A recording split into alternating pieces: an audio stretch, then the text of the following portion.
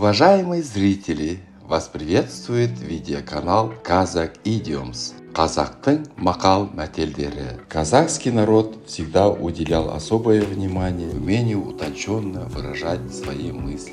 Видеоканал Kazakh Idioms приглашает вас на просмотр видеороликов о поговорках и пословицах, которые веками использовались в разговорной и бытовой речи казахов.